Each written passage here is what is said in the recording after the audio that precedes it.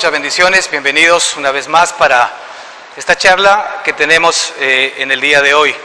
Es maravilloso saber que nuestro Padre siempre está a nuestra disposición, en cualquier momento, en cualquier circunstancia, a cualquier hora.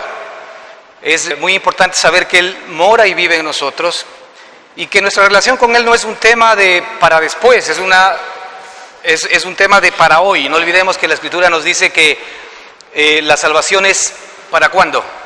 Para hoy. La salvación no es algo para después, incluye el futuro, pero por sobre todo la salvación que tiene que ver directamente con algo importante. Salvación es igual a liberación, liberación de todo lo que nosotros somos, de todo lo que nosotros padecemos. Liberación y provisión para todas las luchas, para todas las necesidades y para todas las circunstancias que hoy efectivamente nosotros estamos atravesando. Es decir, para hoy es el día de la provisión, para hoy es el día de la bendición, para hoy es el día de la restauración. Cuando nosotros ya no estemos en nuestra carne, ¿verdad? Es evidente que vamos a comprobar permanente y continuamente todo esto. No olvidemos que la Escritura nos dice que cuando estemos ya nosotros experimentando nuestra vida espiritual permanente en el Señor Jesucristo, no habrán lágrimas, no habrán lloros, no habrán sufrimientos. ¿Por qué no habrá? Porque estamos ya nosotros introducidos en la provisión de Dios, permanente y continua, en donde todo esto desaparecerá. Entonces la provisión de Dios para el día de hoy sí que es necesaria. La liberación de Dios para el día de hoy sí que es necesaria. Justamente el Señor vino en este tiempo, ¿para qué? Para que en medio de nuestra carnalidad podamos realmente experimentar todo lo que Él es. Y eso es lo que nosotros estamos de alguna manera intentando transmitir, lo que el Espíritu Santo nos muestra en el Salmo 23. Salmo 23, que es un salmo maravilloso que casi todos lo conocemos, pero es un salmo que desnuda el corazón del Padre, desnuda todas las características, ¿verdad?, de Padre que Él tiene para nosotros, que somos sus hijos, y cómo Él quiere que nuestra relación no esté basada en el temor, sino en el amor. ¿En el amor de quién? En el amor de Él. Descanso en el amor que Él tiene para mí. Descanso en el poder de Él para mí. Descanso en la fidelidad que Él tiene para mí. Descanso en todo lo que Él es, no en lo que yo soy, no en lo que yo le pueda dar. Que este es un grave error que seguimos nosotros cometiendo. Y aquí hemos hablado hasta la saciedad que el Padre no espera nada de nosotros por una muy sencilla razón. Porque en la fórmula de relacionarnos con nuestro Padre, nosotros somos los escasos. Él es el abundante. Nosotros somos los emproblemados. Él es el solucionador. Nosotros somos los esclavos. Él es el libertador. Ahora, Él quiere que nosotros comprobemos lo que Él es. Porque cuando nosotros recibimos lo que Él es, ahora sí que estamos en capacidad de poder dar algo. ¿Pero qué le podemos dar? Todo lo que Él nos haya dado primero. Nadie puede dar absolutamente nada a Dios que Él no nos haya dado primero. Ahora, en el mundo espiritual, en la vida espiritual, que es lo que Él quiere que efectivamente nosotros experimentemos, ¿verdad? En esa vida espiritual Él quiere que comprobemos esta realidad, que primero debemos recibir de parte de Él. Y eso nos cuesta, ¿verdad?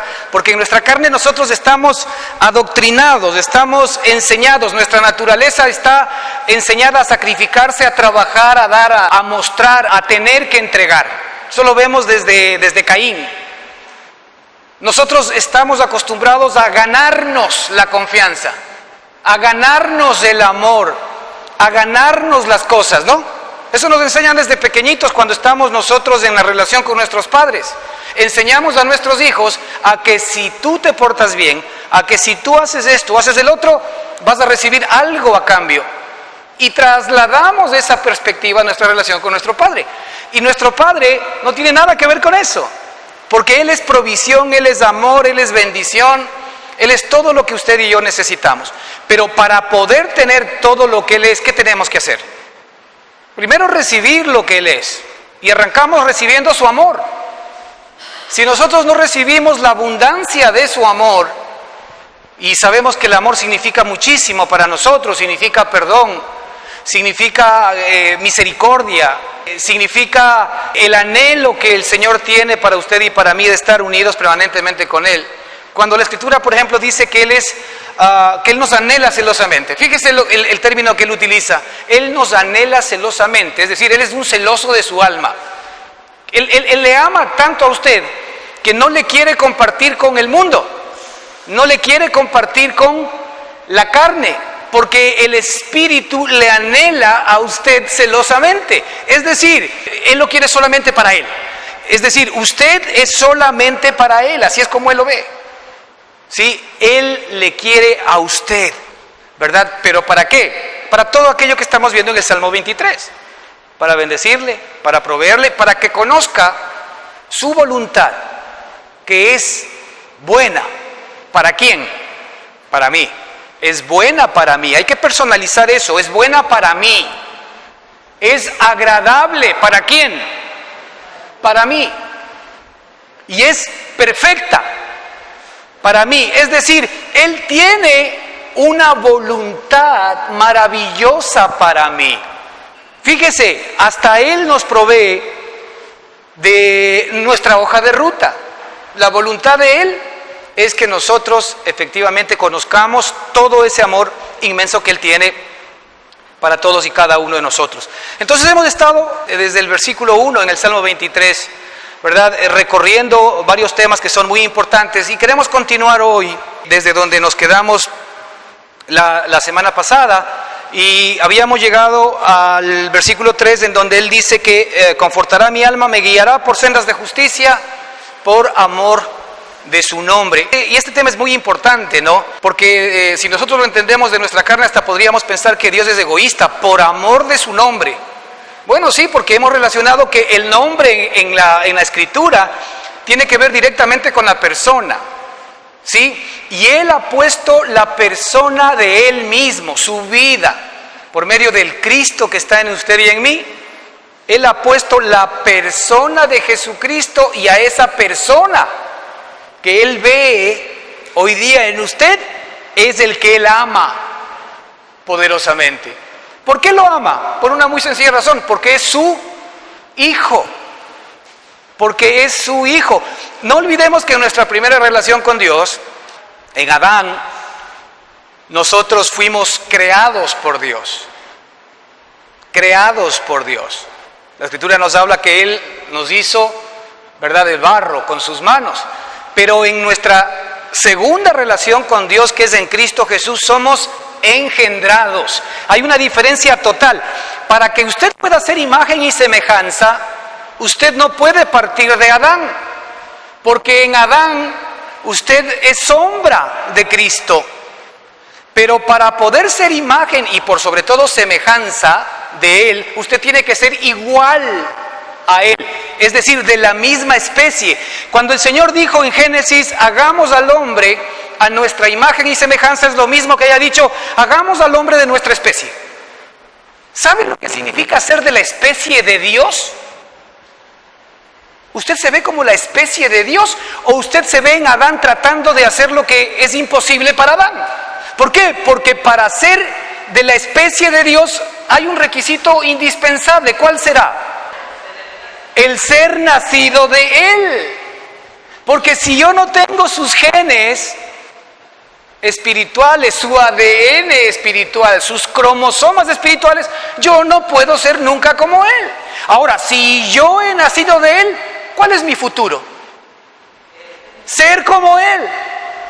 Pero es porque yo me esmero. Usted ve una semilla de mangos cuando es enterrada en el piso. ¿Qué espera el labrador de esa semilla? Que se haga un mango. ¿Y usted le ve al mango esforzándose por ser mango? esforzándose el mango por dar frutos. No. ¿Quién es el que se esfuerza para que el mango de alguna manera dé mangos y haga fruto? ¿Quién? El labrador. ¿Quién es el labrador en mi relación? Mi papá.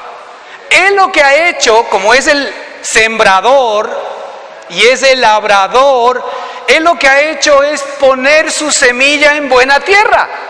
Yo soy la tierra. Él ha puesto ya la semilla de su amado Hijo. ¿Qué espera el Padre? Que yo dé a luz. ¿A quién? Al Cristo que está en mi propia vida. ¿Quién es el responsable de eso? ¿Yo o el Padre? El Padre. ¿Usted le ve a Dios como responsable? ¿O cómo le ve usted en su carne? Usted se ve como responsable en la carne. Pues ese es uno de los graves problemas que nosotros tenemos de nuestra relación con Dios. Porque cuando yo no le veo a Él como el responsable y me veo yo como el responsable, estoy en una relación equivocada con Dios. ¿Por qué? Porque estoy tratando de relacionarme con Él en el hombre equivocado. Estoy tratando de ser mango cuando soy otra fruta, cualquiera. Y no se puede, porque es un tema de naturaleza. Pero agradezcamos a Dios que Él ya puso la semilla de ¿quién? Cuando la Escritura habla de la simiente, ¿se acuerda usted? Si mal no recuerdo, en Hebreos, ¿no? Habla de la simiente de Cristo, ¿verdad? Habla de cuando habló el Padre a la mujer en Génesis y le dijo, ¿verdad? Y tu simiente, ¿a qué simiente se refería? A Cristo. Esa es la misma simiente que está ¿en dónde? En mí. Esa es la simiente que está en ti y está en mí. Ahora, el problema es que nosotros, obviamente, como no nos enfocamos bien en esta realidad y no entendemos que el responsable de que crezca bien el árbol, el responsable de mejorar el terreno, ¿quién es cuando alguien va a sembrar? El labrador. ¿Quién escoge el terreno? El labrador. ¿Quién prepara el terreno? El labrador. ¿Quién siembra la semilla? El labrador. ¿Quién cuida que crezca como debe ser la semilla? El labrador. ¿Quién es el responsable de los frutos? El labrador. ¿Qué pasa cuando ese árbol da buenos frutos? El Padre dice, y le limpiará. ¿Para qué? Para que dé mejores frutos. ¿La semilla qué tiene que ver ahí? Yo diría que el único trabajo de la semilla es dejarse, es estar confiada, porque terminará dando el fruto, ¿verdad?, que el Padre ha determinado. De hecho, usted vea la semilla, la parábola de la semilla del sembrador y va a ver esto. El responsable de que usted sea hecho a la imagen y semejanza de Cristo, ¿quién es? Es el Padre maravilloso que estamos viendo aquí, justamente en el Salmo 23. Entonces, a esos que se refiere la palabra cuando habla por amor de su nombre. ¿Sabe qué bendición significa? Que el Señor ha puesto en mí su vida, que es la misma vida de su Hijo Jesucristo. ¿Eso qué garantiza? Que Él tiene para mí un amor eterno. ¿Hay algo que nos podrá sacar del amor de Dios? Nada. ¿Por qué? Porque ahora resulta que yo soy ni más ni menos, ¿verdad?, que ese mismo amado Hijo Jesucristo. La vida de Él está en mí. Y esa vida es la que efectivamente, responsablemente, el Padre la va a sacar adelante. Ahora, el trabajo principal del Padre para con nosotros en este tiempo es que nos demos cuenta de esto. ¿Para qué? Para que descansemos en la responsabilidad de Él. Y esto habla el Salmo 23. Que descansemos en la responsabilidad del Padre. ¿Para qué será? Para que nosotros podamos entrar en esta perspectiva de descanso, entrar en esta perspectiva de reposo, y que en ese descanso y en ese reposo de descansar de nuestras obras, nosotros simple y sencillamente caminemos en las obras que Dios preparó de antemano para cada circunstancia. Es por esto que hoy es importante el buscar la provisión de Dios para cada circunstancia de nuestra vida, porque Él ha generado una vida paralela para ti. Es decir, tú puedes experimentar todavía la vida en tu carne en una situación específica, o puedes experimentar las obras de Dios en esa misma circunstancia. ¿Qué prefieres? Esta es la elección a la cual el Padre hoy trata de traernos, para que nosotros podamos experimentar el poder de la vida que está en nosotros, y el resto de nuestra vida, nuestra fe crezca y podamos enfrentar lo que nos falta en la carne con el poder de Dios y ya no con nuestra propia capacidad. Entonces fíjate, tú siempre y a cada momento te vas a ver en una posición, en una circunstancia en tu vida, en cualquier actividad en la que te encuentres, sea familia, sea negocio, sea trabajo, sea sociedad, lo que tú quieras. O tú caminas conforme a la carne en tus propias capacidades para poder enfrentar una circunstancia, sea una prueba, una dificultad, un momento agradable, sea bendición, bonanza o lo que tú quieras. O tú escoges que el Señor y el Padre te lleve a las obras, porque tú ahora eres hijo, que Él ha provisto de antemano para ti, para que camines en ellas. Y que tú veas cuál es la diferencia. Yo en mi propia vida he podido ver esto. Es decir, me he visto muchas veces abocado a tomar mis propias decisiones, ¿verdad? O descansar en medio de la circunstancia en la provisión de Dios. Infalible. Él nunca se equivoca. Siempre que yo descanso allí, hay un resultado maravilloso. Puedo comprobar que su voluntad es buena para mí, es agradable, más allá de lo que yo podía haber entendido en mi propia hoja de ruta, y termina siendo perfecta. ¿Por qué? Porque se va perfeccionando en mí la vida de su amado Hijo Jesucristo. Entonces, hoy tenemos nosotros el gran privilegio de escoger. El Señor es maravilloso para con usted y para conmigo. Fíjese, usted nunca escogió el vivir en esta carne. Usted simplemente por la acción de Adán se encontró en la carne. Pero el Señor sabía que usted no tenía responsabilidad de vivir en la carne, porque usted no escogió el vivir en la carne. Pues muy bien, ¿qué hizo Él? Él vino a pagar sus culpas en la cruz del Calvario para descargarle a usted de responsabilidad. Pero para que ahora experimente la vida de Él y ahora sí tenga la posibilidad de poder escoger. He aquí, yo he puesto delante de ti la maldición y la bendición. La maldición si yo sigo escogiendo mis propios caminos. Y ojo que ahí viene un problema con la religión. Porque la religión nos está enseñando permanente y continuamente a nosotros determinar qué es bueno para nosotros de acuerdo a nuestro concepto del bien y del mal, y simplemente pedirle a Dios que nos ayude. Pero ¿qué hace la verdadera relación con Dios y la gracia de Dios en nosotros? Lo que hace es dejarle a Él actuar, porque Él ha determinado buenas obras. Las buenas obras son las que Él determinó de antemano para que yo ahora en esta circunstancia camine en ellas. ¿Qué buscamos nosotros? ¿La salida carnal? ¿La salida religiosa? ¿O la salida divina?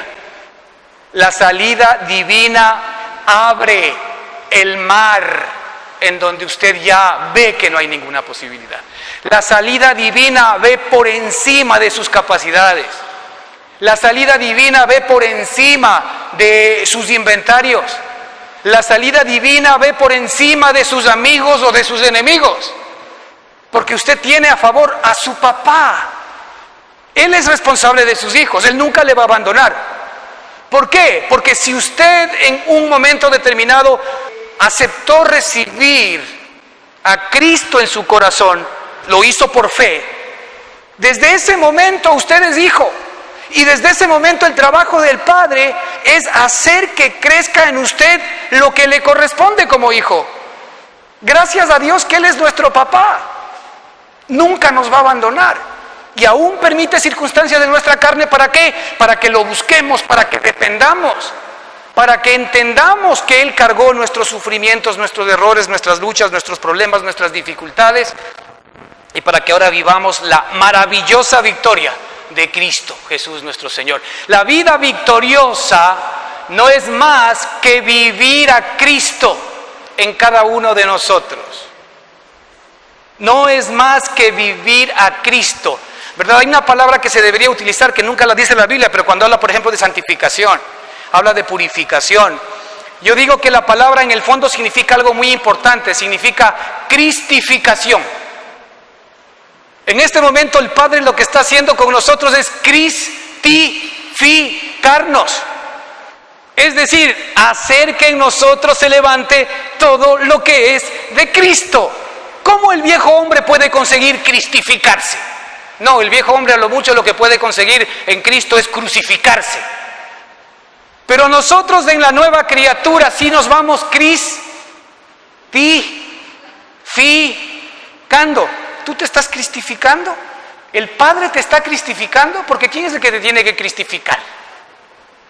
El Padre. Y parte de la cristificación, que es vivir esta vida, esta palabra no van a encontrar, esta cristificación me acabo de inventar. Sí, así que no la busquen en la Escritura. Pero estoy tratando de comunicar, ¿verdad?, esa obra, esa nueva vida, esa nueva semilla que tiene que aparecer en nosotros. Porque el Señor puso la semilla de Cristo. Ok, si el Señor puso la semilla de Cristo, entonces yo comienzo un proceso de cristificación. Sí, que la Escritura lo llama como santificación. Santificación es ser limpiado de todo lo que no es Cristo en mí. ¿Sí se da cuenta?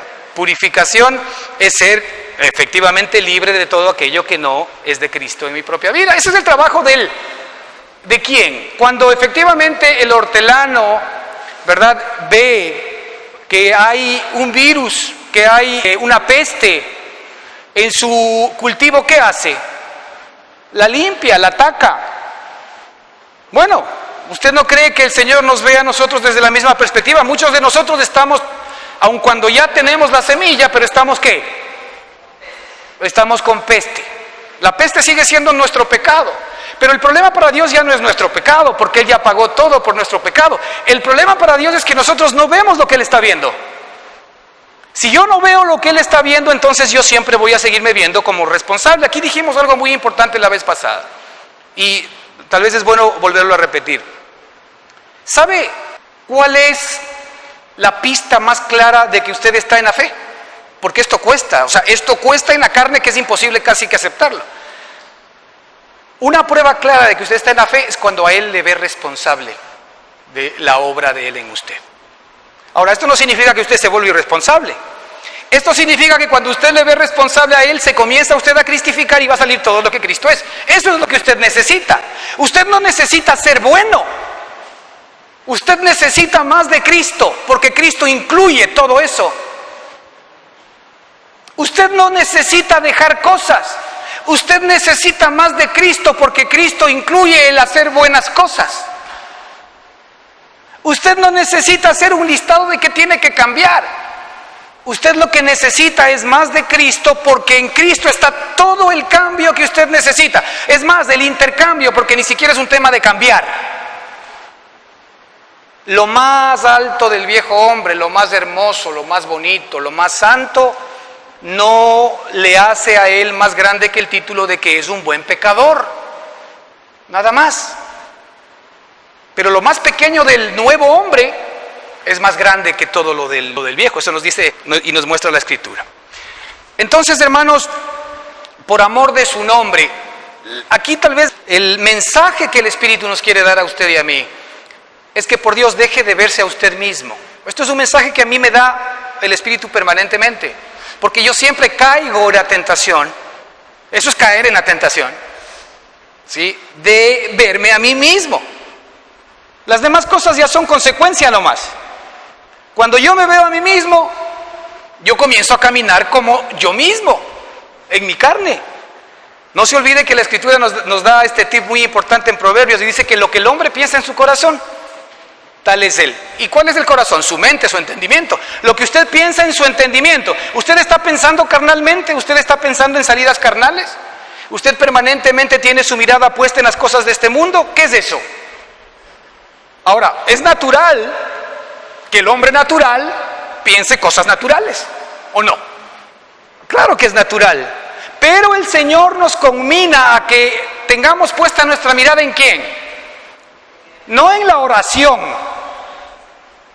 no en la Biblia, no en el hacer la voluntad de Dios.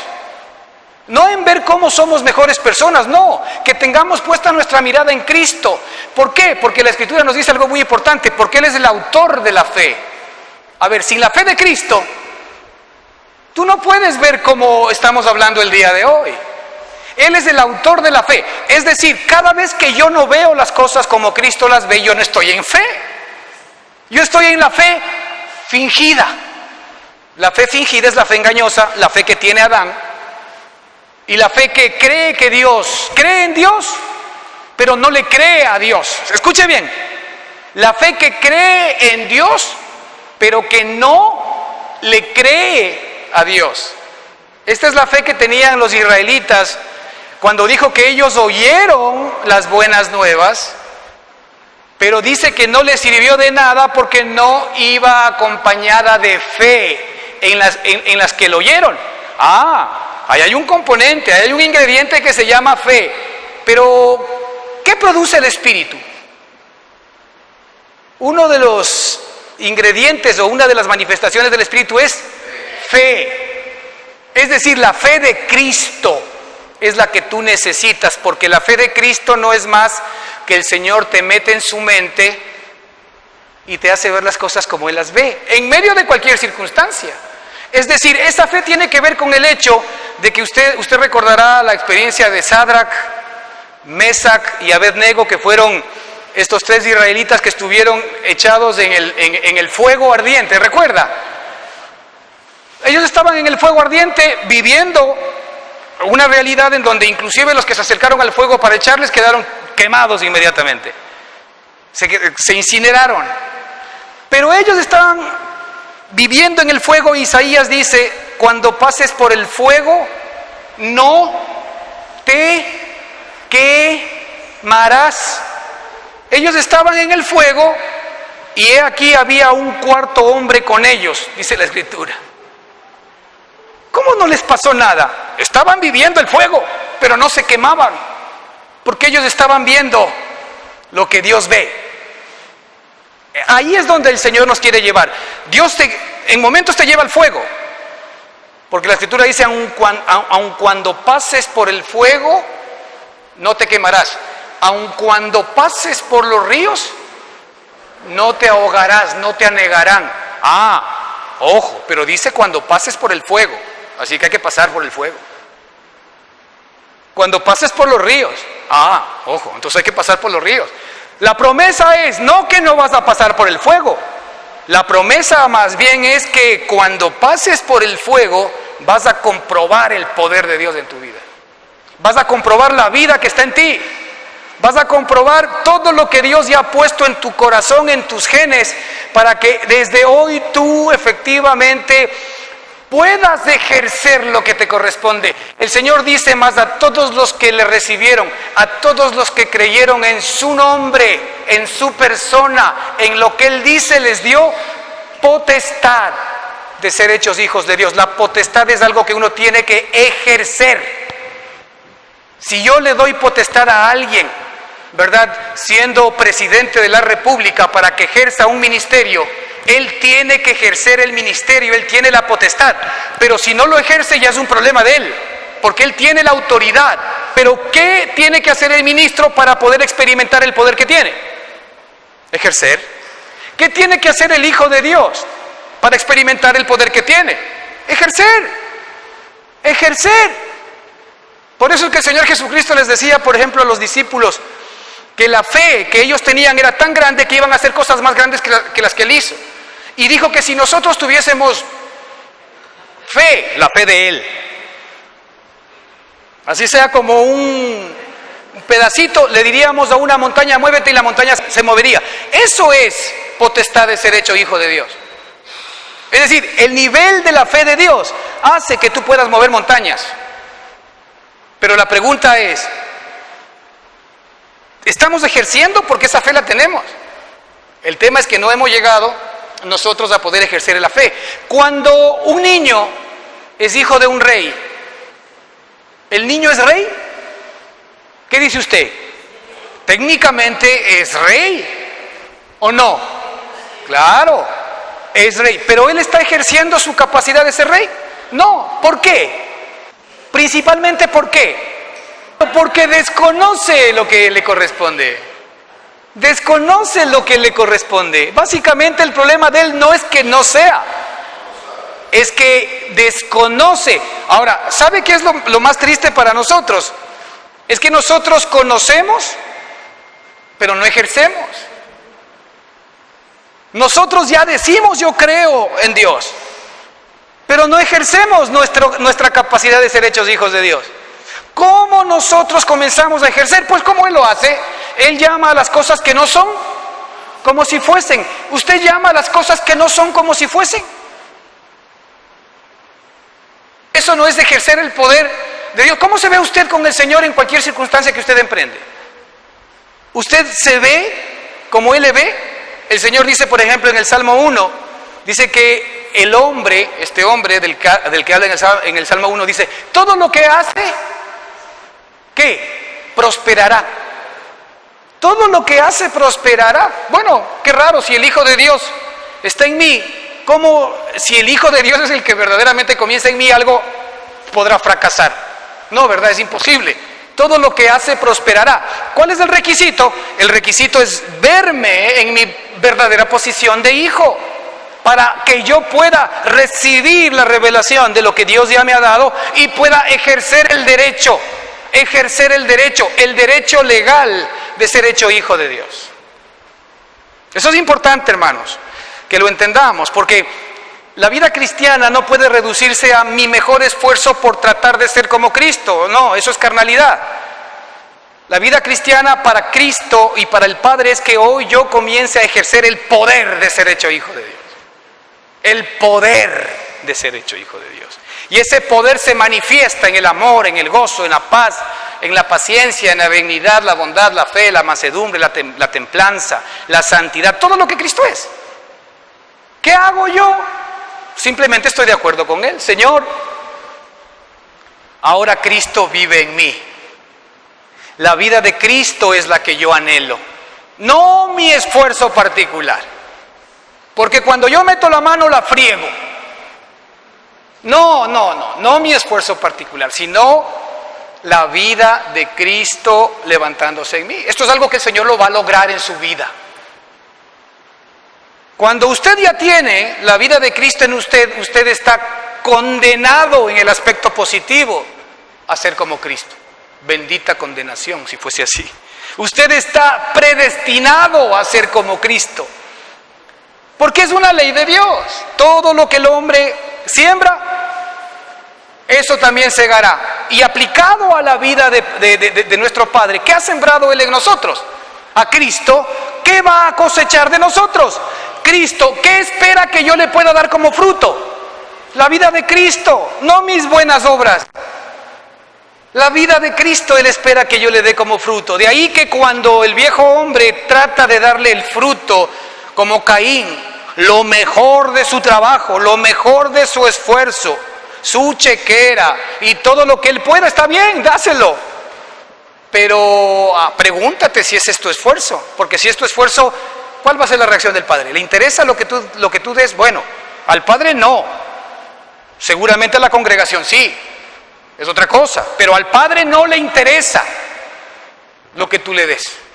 A Él lo que le interesa es que lo que tú le tienes que dar es el fruto de la vida de Cristo que efectivamente se encuentra en ti. Muy bien, hasta ahí, por amor de su nombre. El versículo 4 dice, aunque ande en valle de sombra de muerte. Aquí hemos visto ya desde el principio, ¿no? Jehová es mi pastor, nada me faltará, en lugares de delicados pastos me hará descansar, junto a aguas de reposo me pastoreará, confortará mi alma, me guiará por sendas de justicia por amor de su nombre. Hasta ahí está todo precioso, ¿no? Pero también hay este aspecto negativo. Mire, cuando la Escritura habla de el valle de sombra de muerte, está hablando de la vida, sea buena o mala, que nosotros de alguna manera estamos viviendo fuera de Cristo. Sea buena o sea mala. Porque nosotros generalmente cuando hablamos de valle de sombra de muerte, ¿verdad? Lo primero que se nos viene a la cabeza, ¿qué es? Los malos momentos, las dificultades. situaciones terribles, situaciones complicadas, carencias. No sabemos cómo salir de este problema. Enfermedades, pruebas varias. Ahí nosotros vemos. Pero si la cosa está bien, la chequera funciona, el negocio camina, la familia tiene con qué sostenerse, pues ahí estamos chévere, estamos bien. No, es parte de. Porque si nosotros estamos fuera de Cristo, ¿no es cierto? ¿Cuál es la diferencia? ¿Cuál es la diferencia? Ninguna. ¿Por qué? Porque nuestra estabilidad, nuestra tranquilidad, nuestro gozo, por más que yo le dé gracias a Dios, no está basada en la provisión de Él, sino como el mundo provee. Mire, este versículo en el que el Señor nos dice esto, dice: mi paz os dejo y mi paz os doy. Yo no les doy mi paz como el mundo se las da. ¿Cómo nos da el mundo su paz? Muy sencillo. ¿Sabe cómo? Cuando las cosas externas funcionan. ¿Qué le enseña el mundo a usted? A trabajar duro, a prepararse súper bien, a planificar. ¿Para qué? Para que usted pueda efectivamente en ese orden de cosas sembrar bien y cosechar bien. Y ese cosechar tiene que ver mucho con los temas materiales. Esa estabilidad económica, esa estabilidad familiar, ¿qué comienza a dar en mi vida? Tranquilidad, paz. Y usted se pone a pensar, todo está bien. Como hablábamos de aquel verso la vez pasada, en donde este hombre que acumulaba muchas cosas y tenía graneros por todas partes y la cosecha era mucho mayor, ¿qué hizo? Dijo: ¿qué haré? Ya sé, voy a hacer más graneros más grandes y le diré a mi alma: alma, saciado estás de muchas cosas, gózate, ¿sí? ¿Y el Señor qué le dijo? Necio, necio, ¿no sabes que esta noche vienen por tu alma? ¿En dónde estaba centrada la estabilidad, la tranquilidad, la paz? ¿En dónde estaba? En lo exterior. En lo exterior. Ahora, Dios va a permitir muchas veces que nosotros experimentemos esa paz. Y van a haber momentos en donde tú vas a tener que experimentar esa paz que el mundo te da. Y posiblemente le vas a dar gracias a Dios. Sí, porque si somos cristianos no podemos desconocer que las bendiciones aún físicas nos vienen de Dios. El problema no es ese, el problema es en qué estoy confiando para mi estabilidad emocional. Ese es el problema. Entonces, ¿qué hace Dios para que efectivamente Él me muestre a mí mismo, ¿verdad?, en quién yo estoy confiando? ¿Qué hará? ¿Me moverá el piso nomás? ¿O me jala la alfombra? ¿Y qué pasa cuando esas columnas que me dan paz, que me dan tranquilidad, esas columnas que inclusive hacen que yo ame a Dios, que esté agradecido con Dios, se comienzan a mover? Bueno, pregúntele a Job. ¿Qué pasó con sus columnas? Y él terminó bronqueándose con Dios, ¿o no? Obviamente, él supo mantener su fe. Pero el Señor tuvo ¿qué? ¿Qué tuvo que hacer? El Señor tuvo que jalarle las columnas porque lo amaba. ¿O por qué? Porque lo amaba, porque el Señor, Job se había conformado, fíjese, Job se había conformado a tener una excelente relación con Dios. Era un hombre justo, dice la Escritura. Era un hombre que aún a su familia le guiaba en el temor del Señor. A pesar de que sus hijos eran fiesteros, él cada domingo, por decirlo un día, iba y hacía ofrenda para pedir perdón por sus hijos, por si acaso hayan pensado mal de Dios. Era un hombre que todos nosotros diríamos: ese tiene que ser, yo que sé, el Papa Pastor. Y era un hombre absolutamente bendecido por Dios en todo sentido: familia, hijos, dinero, todo tenía, respeto, consideración. Pero tenía un problema: que su relación con Dios, su amor a Dios y todo lo que él conocía de Dios estaba basado en una paz, en una tranquilidad y en un equilibrio que venía de su salud, su dinero, su familia, su religión todo esto configuró que este hombre estaba realmente confiando en Dios. Muy bien, el Señor cogió y le movió el piso, no tengo que hablar de la historia porque todos conocemos. ¿Qué pasó? Todo lo que él creía que Dios era, se le fue al piso, todo se le fue al piso. Mire, mi hermano, hay momentos en la vida en que el Señor va a tener que jalar la alfombra en su propia vida. Pero ¿sabe para qué? Porque le quiere llevar a un nivel superior. Usted le va a decir como Job, pero Señor, ¿yo qué hice? Yo no he visto ni siquiera con estos ojos mal a una mujer, decía él.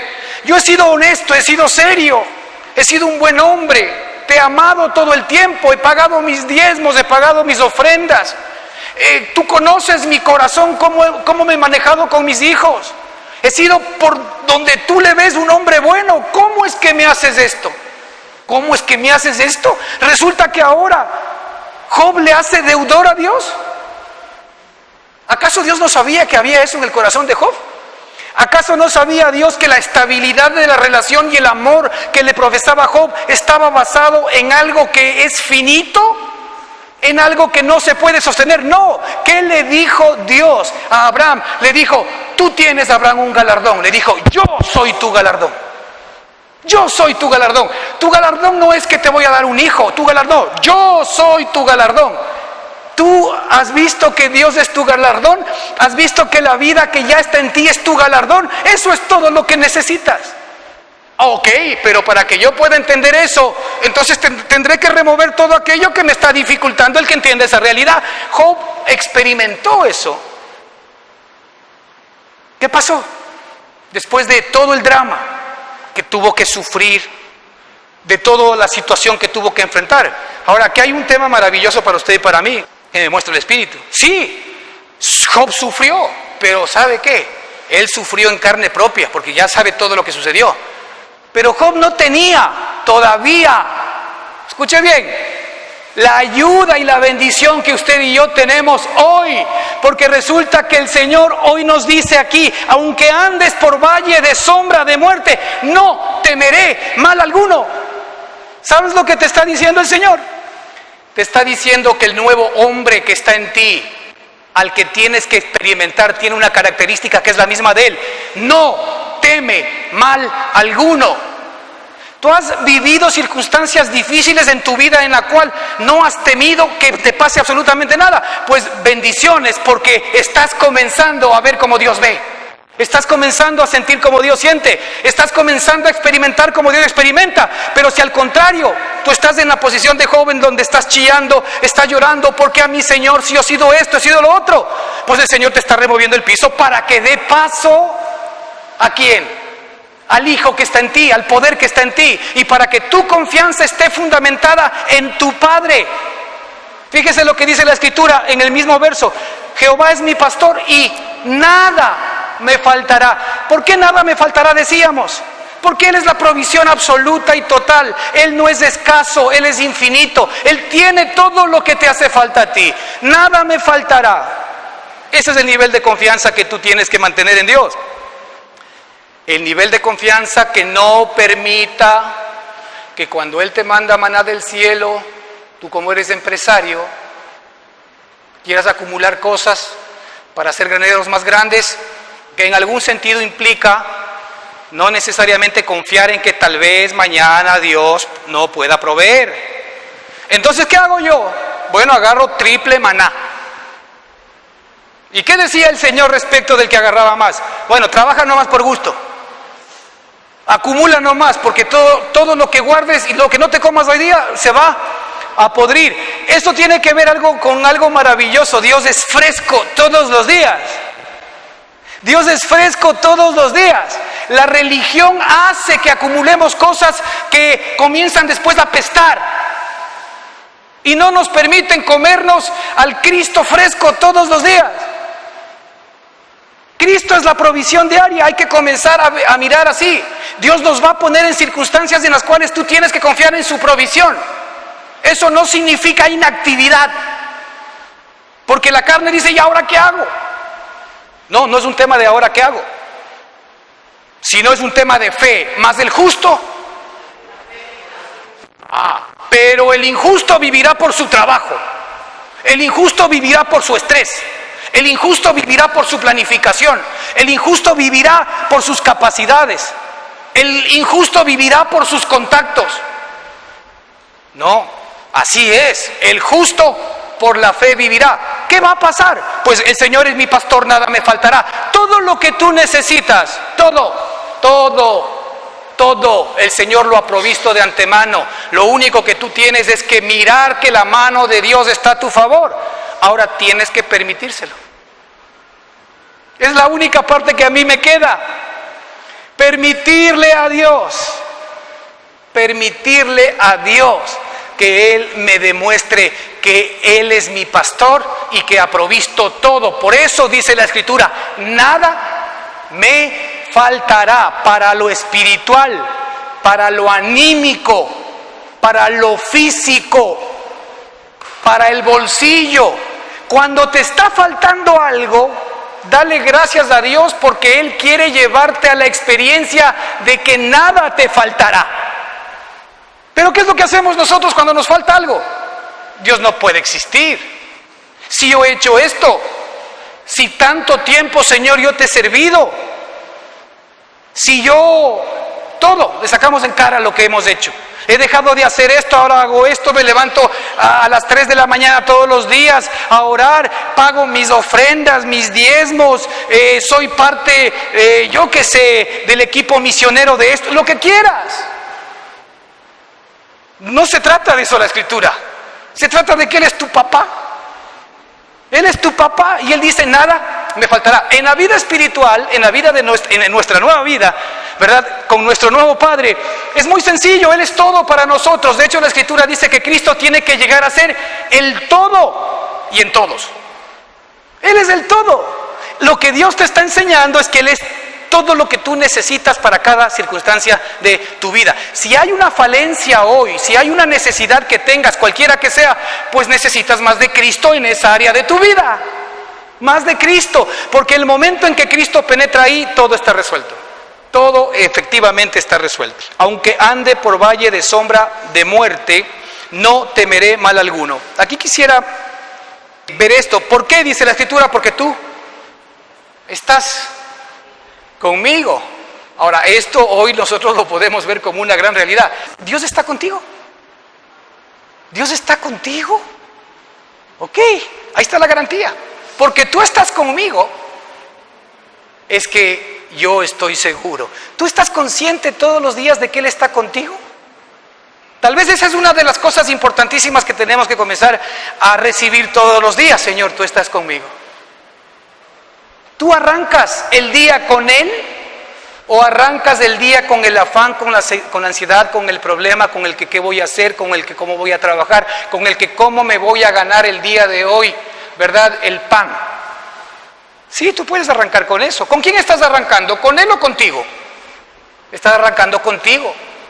Lo primero que tienes que hacer es estar consciente de que tú estás conmigo, porque Él es la garantía, aunque ande por valle de sombra de muerte. Fíjate, nosotros podemos andar en valle de sombra de muerte, que es caminar en nuestra carne. Eso es el valle de sombra de muerte, caminar en nuestra carne. Podemos andar en ese valle, sea por nuestra propia acción, por nuestra propia responsabilidad, o sea, porque Dios nos quiere llevar a un nivel más alto en nuestra relación con Él. Esas son las dos opciones. Pero en las dos circunstancias, ya sea que sea por acción directa mía, o sea por acción directa de Dios, el Señor dice, aunque andes en valle de sombra de muerte, no temerás o no temeré mal alguno. ¿Tú has experimentado eso? Esto es un tema de vida. La palabra de Dios es viva y eficaz. ¿Es esto una realidad en tu propia vida? Esto es algo que el Señor siempre nos va a ir llevando de victoria en victoria. Claro, cuando oímos de pruebas, oímos de tentaciones, oímos de valle de sombra de muerte, no. Toda la carne va a huir a las pruebas, a las luchas, a las dificultades. Preferimos nosotros, ¿verdad?, los versículos anteriores de delicados pastos y de aguas de reposo, y que me da a descansar, y que Jehová es mi pastor y que nada me faltará. Está bonito, pero cuando ande por valle de sombra de muerte, como que eso cuesta, ¿verdad? Entonces, cuando es por acción directa mía que estoy andando en esta circunstancia, es importante que la palabra mismo me muestre a mí. Por ejemplo, Romanos 1:18 dice, mas Dios, fíjate, mas Dios muestra su amor. Por favor, concéntrate en esta parte. Mas Dios muestra su amor. Fíjate en esto, muestra su amor. ¿Qué quiere mostrar Dios? Eso es lo que te quiere mostrar siempre a ti. No te quiere mostrar su ira, la bronca que te tiene, el cómo Él quiere efectivamente a pan y agua hacerte conocer y entender las cosas. Eso nos dice la religión. Mas Dios muestra su amor. Ese es el propósito de Dios, siempre. Cuando tú estés escuchando una voz en tu corazón que lo que te muestra es condenación, que lo que te muestra es tienes que esforzarte más, que lo que te muestra es tienes que hacer esto para agradarme, ¿esa será la voz de Dios? No, la voz de Dios es cuando Dios muestra su amor, porque Dios es amor. Pero claro, la voz del enemigo, la voz de nuestra carne, ¿qué nos muestra? Todo lo que nosotros somos, todo lo que no somos y lo que debemos alcanzar. Pero el amor de Dios, ¿qué nos muestra? Todo lo que Él ha hecho y todo lo que ya hemos alcanzado por el poder y por su gracia. Mas Dios muestra su amor para con nosotros, fíjese. Esto es maravilloso porque en estos versos que ya los conocemos de memoria, ¿no? Es el problema de memorizar los versículos bíblicos, porque cuando yo paso esto dice, ya sé, no sabes nada. Te sabrás del versículo, pero pregúntate si esto se ha convertido en ti en vida. Esto no es un tema de memorizarse los versículos, memorízate todos los que quieras, pero pregúntate si eso es vida real en ti. Mira, mas Dios muestra su amor para con nosotros, siendo aún pecadores, Cristo murió por nosotros. Quisiera que veas algo muy importante. Nuestra posición y nuestra condición es una condición de pecado, según este versículo, de pecado. Todos nosotros tenemos una condición de pecado, de infidelidad, de incapacidad, de deshonra para con Dios. Esa es nuestra posición. ¿Cuál debería ser la reacción lógica de Dios a nuestra condición?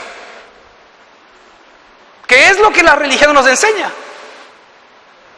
¿Cuál es? Castigo, recriminación, reproche. Te mereces el infierno, te van a pasar cosas malas, vas a perder esto y vas a perder el otro, ¿o no? ¿Eso no es lo que nosotros esperamos o esperaríamos en una relación humana? Pero fíjese el corazón de Dios. Mas Dios muestra su amor para con nosotros, que aún estando en esa condición de maldad, ¿qué hace Dios a cambio? ¿Qué hace Dios? ¿Cómo actúa Dios? Él comienza a trabajar en esa condición baja mía y manda a su Hijo Jesucristo a que muera por mí. A ver, ¿cómo es eso? ¿Yo no debería esperar que Él me aplaste? ¿No debería esperar que Él me castigue? ¿No debería esperar que Él me recrimine? No. Cuando yo estoy o estaba en pecado, en esta condición, Él dijo, yo te tengo que rescatar. Ahora es cuando mi amor se tiene que hacer real en ti. En la condición en la que tú te encuentras es que te tengo que demostrar que tú eres maravilloso para mí, siempre has sido maravilloso. ¿Cómo el hijo pródigo pudo verdaderamente experimentar el amor de su padre? ¿Antes o después? ¿Antes o después? Porque cuando estuvo en la casa de su padre, que nos pasa a muchos de nosotros, despreciamos su amor, despreciamos su provisión y nos ponemos en la posición del hijo que nunca se fue. Pero el hijo que nunca se fue nunca obtuvo lo que el padre le dio porque estaba esperando ganárselo. Escuche bien, estaba esperando ganárselo. Y le dijo: mi hijo, pero todo lo que tú tienes es mío. No necesitabas pedirme un cabrito. Era que te lo cojas nomás, si es tuyo. Todo es tuyo. ¿Qué pasó con el hombre, en cambio, que desperdició todo? Padre, dame lo que me corresponde. El padre no le dio. Mire, este era un hijo avesado. Le pidió todo lo que le respondía y el otro nunca le pidió ni siquiera un cabrito. ¿Qué hizo el padre? Todo lo que yo tengo es tuyo, toma lo que te corresponde. Me da mucha pena. Decisión, ojo, ahí es que tú tienes que ver algo muy importante. Dios va a respetar sobre todo tus decisiones. Eso es lo que nos separa, hermanos, de que Dios haga su obra en mí. No que Él no quiera, es que yo decida que no. Si yo mañana le digo: Señor, ¿sabes qué? Me aburrí de esta fiesta, dame lo que me corresponde, que me voy. A Él le duele, pero Él no lo va a evitar. La decisión que el hombre toma, Dios la va a aceptar. La decisión de que si quiero o no el que tú hagas la obra en mí. De que si quiero o no recibir lo que tú me ofreces. Nada más, porque todo lo ha provisto Él. Todo lo ha hecho Él. Él no está esperando que tú hagas nada, sino que tú recibas para que efectivamente puedas obtener los resultados. Mas Dios muestra su amor para con nosotros, que aún siendo pecadores, Cristo vino y nos mandó a todos al infierno. Eso dice la religión. ¿O no? No, Cristo estaba preparando nuestra salvación. ¿Acaso eso no es amor? Cristo, en lugar de sentenciarnos, estaba preparando el que su amado Hijo Jesucristo muera por nosotros. Es decir, Dios sabía que el costo de mi redención era la muerte de Cristo, y soy tan valioso para Él porque la vida de Él está en mí por amor de su nombre, que Él fue capaz de hacerse hombre para morir por mis pecados. En lugar de sentenciarme, Él vino a librarme. ¿Por qué? Porque Él es justo. Él es justo, ¿por qué? Porque yo nunca escogí estar en la carne, no tuve ese privilegio, pero ahora el Señor vino a pagar por esa circunstancia todo aquello que yo no pude escoger, para pagarlo por mí. Pero ahora sí espera que tú escojas la vida de Él en ti. Ahora tú puedes escoger la vida de Cristo o puedes escoger tu propia vida. Tú puedes ser como el hijo pródigo: Señor, dame que me voy. El Señor te lo va a dar. Y vas a tener que vivir las consecuencias efectivamente en este sentido de tus circunstancias en la carne.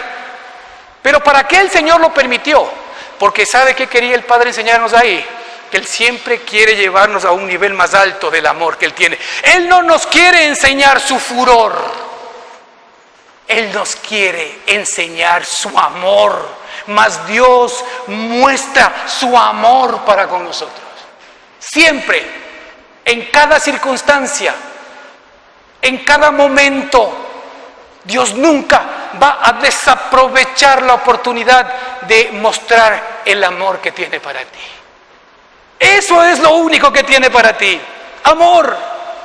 Eso es lo único que Él tiene para ti. Oye, y no es raro que la propia Escritura dice que el amor de Dios cubrirá multitud. ¿Quién cubrirá multitud de pecados? El amor de Dios. ¿Has recibido ese amor? ¿Has recibido ese amor? Hay unos versos cuando usted recordará, ese hombre que había estado hurtando, había estado robando, que era administrador de un hombre rico y le estaba sacando cosas, y se ponían a cuenta, ¿no? Usted recuerda que él se robaba y decía: chusa, le voy a necesitar unos 1000. Como él era pero él no se estaba robando, porque él se anotaba la deuda. Él se anotaba la deuda, sino que se malacostumbró. Seguramente tenía una vida, digamos, de mucho gasto, más allá de lo que él se podía dar, y se cogió demasiado. Cuando vino el Señor y le pidió hacer cuentas, ¿qué pasó? Oye, ¿y esta cuenta de quién es? Cuentas por cobrar. ¿Tuyas? ¿Tanto? Y le dice: perdóname, dice, por favor, te prometo que te voy a pagar hasta el último centavo. El hombre, el dueño, entrando en misericordia, dijo: tu deuda es impagable. Tú no me puedes pagar esto. Él sabía que era imposible que con el sueldo que él tenía le podía pagar. ¿Cuál fue la posición, que es la posición del Padre para con nosotros? Le dijo, mira, la sentencia es muerte, es cárcel, vender toda tu familia, vender todo lo que tienes y fuera. Pero no, dice que fue movido a misericordia. ¿Y qué hizo? Le perdonó la deuda. Pero ¿sabe cuál es el problema? El otro no recibió el perdón, porque la posición de él era, te voy a pagar, dame tiempo. Dame tiempo, que te voy a pagar hasta el último centavo. No, yo no quiero que me regales nada. Ok, como él no recibió la misericordia, no recibió el perdón y no recibió el amor, él salió perdonado, pero no salió perdonado, porque él sabía que tenía deuda y que tenía que pagar. Y él vio a otro que estaba en la misma condición que él, que le debía, y le dijo, págame lo que me debes. Y otro le dijo, mira, lo mismo, no tengo ahora nada, preso él y su familia. No tuvo la misericordia que tuvo el jefe. ¿Por qué? Porque no recibió misericordia.